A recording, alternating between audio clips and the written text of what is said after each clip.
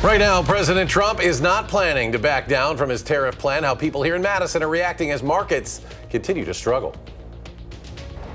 I'm Will Keneally on Madison's east side, where the site of a former city landmark could be part of the solution to the city's housing crisis. Using AI to identify people with opioid use disorder. I'm Arman Rahman. I'll have more on how researchers at UW Health are hoping to use technology to streamline care. It's all coming up on News 3 Now at 6. Good evening, I'm Eric Franke. And I'm Sarah Carlson, and we begin with more volatility on Wall Street in response to President Trump's sweeping tariff plan. The president says he is not looking to pause the tariffs while the countries negotiate. He also threatened more tariffs against China in response to Beijing's 34% retaliatory tariffs on the U.S. White House officials say more than 50 countries have reached out to the president to try and negotiate. Also, people here in Madison are paying close attention to this. Our Kyle Pozorski speaks with local residents about the impact this is having on them. The people I spoke with here on Madison's Capitol Square say they are concerned about what's happening in New York on Wall Street in response to President Trump's tariffs he imposed over the weekend. Many are concerned about the long-term economic consequences of President Trump's new tariff policies. Bill from Sun Prairie tells me the international turmoil is unimaginable. I feel like it's completely out of our control, and I can't see it really changing anytime soon unless there's some changes in Washington, D.C. Others telling me the impact cannot be good. It affects consumer confidence. It affects businesses who don't know how to invest. This is just a disaster. And that impact going beyond just investors. Mary from Madison saying she's concerned for people's retirement savings. People have 401ks. They have retirement plans that they can invest in. And for some people, particularly our retirees or those who are going to retire soon, that's a problem. The overwhelming sentiment being concern and frustrations, but financial experts are saying now is not a time to panic. This is not the time to be selling and running for the hills. If you're not in, this is a good time to get in. In Madison, Kyle Pozorski, News 3 Now. Thank you, Kyle. Experts say markets may continue to fluctuate as trade tensions remain high. UW-Madison says several of its current and former international students have had their visas terminated. A status termination generally means that an affected individual should depart the U.S. immediately. Now, as of this morning, 6 current students and 7 alums on employment extension are affected. UW-Madison says it did not play a role in these terminations. The university does not believe the terminations are related in any way to free speech events or political activity. The exact reason for the terminations is unknown at this time. The search continues for a missing boater on the Wisconsin River. On Thursday, a boat capsized, sending 3 people into the water. One person was able to swim to shore, but the other 2 were not. On Friday, a DNR plane found the body of 75-year-old Luis DeFilippo of Chicago. Police have identified the boater they are looking for now as 20-year-old, this person, Francesco DeFilippo, also from Chicago. If anyone has any information, please contact Wisconsin Dells Police. Because of the current conditions on the river as well, police have not been able to send divers or underwater drones to look for Francesco. Until water conditions change, police say they will continue with shoreline searches in accessible areas. And police are telling other boaters to be wary of the water conditions for the next few days and, of course, wear a life jacket. Well, the Rock County Sheriff's Office investigating a death in Evansville on Sunday morning. First responders arrived on South Madison Avenue in Evansville just after 9 a.m. for a report of a person who had been shot.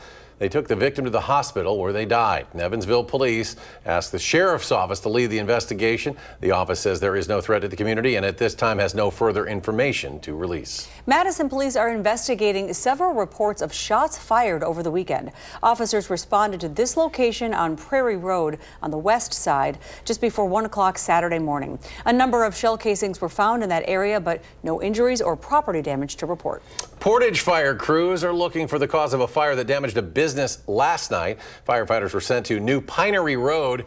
There, they found heavy smoke and flames coming from the side of a building. Crews say the blaze extended through a large portion of the structure before it was brought under control. No injuries were reported. Well, a chilly start to the week with even some snow today. I got stuck in it a bit. We have Chief Meteorologist Alex Harrington out on the patio, so at least that stopped. Yeah, at least that stopped. And I have a barometer at home. That's my dog, Loki. We went outside in one of those snow showers too, Sarah, and we went out and we're right back in. And those snow showers have since dwindled across southern Wisconsin. Here's what they look like just a little bit earlier today. Had those snow showers, especially over the western part of Dane County. But now nothing out there across southern Wisconsin. We'll continue to see any clouds and any snow showers, just a couple over towards the Milwaukee area, completely go away as we lose sunset, and any heat, if you want to call today's heat of the day, will go away, and that takes away that snow shower chance. 37 right now in Madison, 40 right now in the Wisconsin River Valley. That's the warmer spot where they didn't see the snow showers and got a little bit more sun.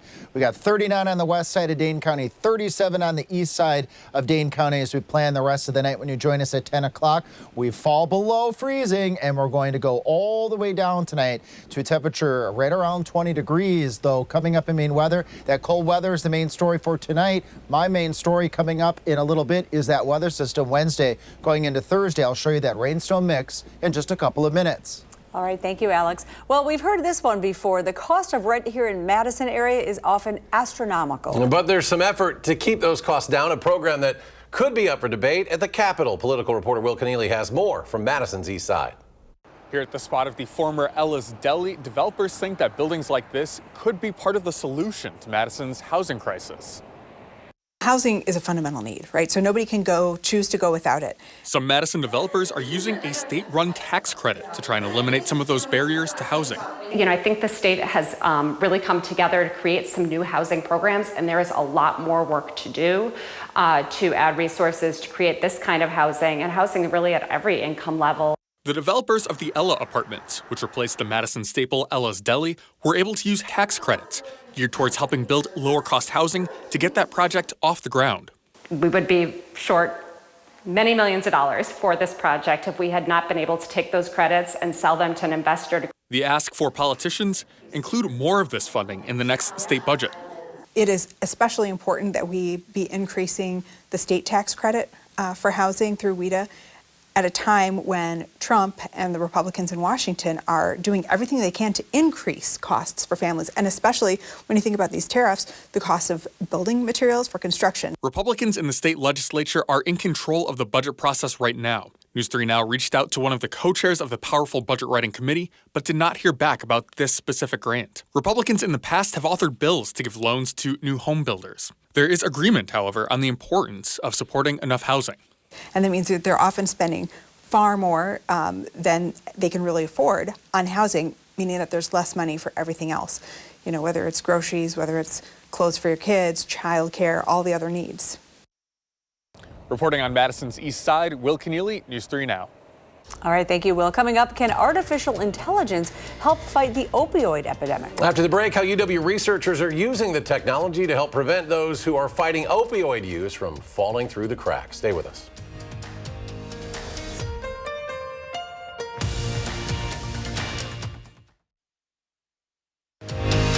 You're watching News 3 Now at 6.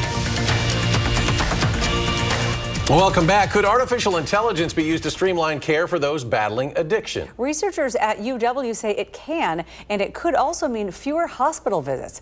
Arman Rahman shows us how. Doctors and researchers at UW Health are hoping artificial intelligence can be a tool to make sure those struggling with opioid use disorder don't fall through the cracks. The medical chart is full of information, and it's overwhelming, and our human brains just can't process everything. So sometimes Dr. Majid Afshar says patients that should be prioritized aren't. A lot of times we think of these problems in the beginning, and then we kind of deal with other things like a broken bone or an infected wound. But the underlying problem that led to this condition, you know, having had an opioid use disorder, was never really addressed. Now the new AI algorithm his team developed can scan through clinical notes, medical history, and other health records in seconds for certain patterns associated with opioid use disorder. If it finds them, the next time the patient's chart is opened, an alert pops up. Hey, your patient may be at risk for an opioid disorder. Would you consider an addiction medicine consult? Patients identified by AI screening who got consultations were 47% less likely to go back to the hospital within 30 days. Dr. Afshar says that's because the tool nudges the doctor to think about withdrawal and what care the patient can get outside the hospital. Give them Narcan and fentanyl test strips and other things that are beyond just the medications that we give for opioid use disorder. But machines can make mistakes. Having a cool little AI assistant next to you to help you make the right decisions. But ultimately, the clinician's making the decisions. Dr. Afshar says UW has a committee that reviews AI software so patients aren't misidentified. It looks at safety metrics and is it biasing against the patients? Is it causing harm? And we continually review and monitor it. He hopes the tool can be used for other types of conditions in the future. What if we can also help the clinicians figure out when to treat them and how to treat them? Reporting in Madison, Armand Rahman, News 3 Now. Armand, thank you. The study was funded by the National Institutes of Health as well as the National Institute on Drug Abuse. And still ahead, we preview some musical events coming to southern Wisconsin. Plus, the Brewers set a date for when they plan to honor the late radio broadcasting great Bob Uecker. And when will we see those temperatures warm back up? Hopefully soon. Alex returns with the forecast when we come back.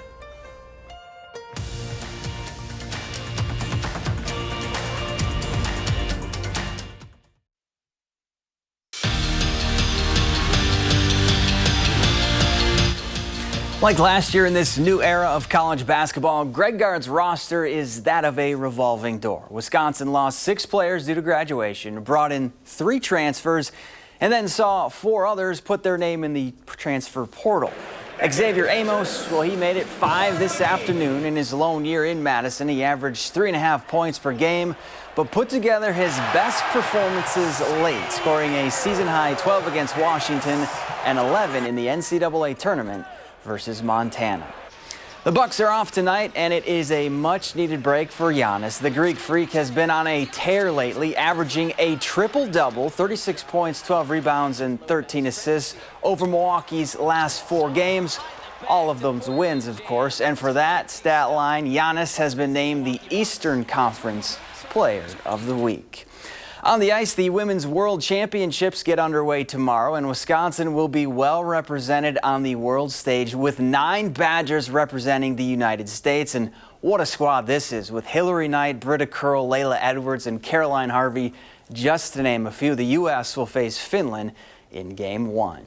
On the men's side, more good news for Mike Hastings. A couple days after Quinn Finley announced he'll be back for his junior season, Aiden Dubinsky committed to Wisconsin to help boost the Badger defense.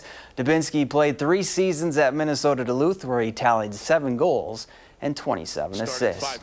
And how cool is this? On Sunday, not only did DeForest's Abigail Henriksen get to golf at Augusta National in the drive, chip, and putt competition, but she won the whole thing in her age group, taking first with 25 points and posted the best chipping performance ever at the drive, chip, and putt national finals. The Masters will tee off on Thursday. I'm going to see if she can help me with my game. I was going to say. Because my game is very bad, and if she's doing that on the big stage. Well, and what a treat to do it there, Yeah. right? I mean, that's amazing. We'll have the Masters later this week, of course. Zach, thank you. Coming up after the NCAA Men's Basketball Championship, the Dodgeville School District are facing staffing and programming cuts after last week's referendum failed. Our Maddie Heims reports from Dodgeville, brings us details from several Wisconsin schools facing the same funding fate. All right, now we have a final check on the weather and some changes, hopefully. Cold now, then the changes come by the time we get a little bit later in the week. Got to wait just a little bit. 19 for a low temperature in Baraboo, 20 in Madison, 21 in Janesville. I call this the deceptive sunshine. When you have sunny conditions and temperatures that are pretty chilly for this time of year, at least for April standards, we'll be in the 40s on Tuesday. And then here come the changes. First, the price to pay. We got to do our dividends. We'll sell those off on Wednesday and Thursday with that rain mixed in with that wet snow. But by the time we pay those dividends, it pays off by the weekend. 60s to near 70 degrees by Sunday. Could have an isolated storm, but let's just enjoy the nice warm temperatures for this time of being. Right now, we've got to get through the chilly stuff first. I'm just glad the snow's over. Yeah. Thanks, Well, Alex. stay with us late tonight after the big game. Coverage starts on CBS about a half hour, 7 o'clock coverage. And then we'll stay with us late tonight after the highlights, after the game. Have a good evening.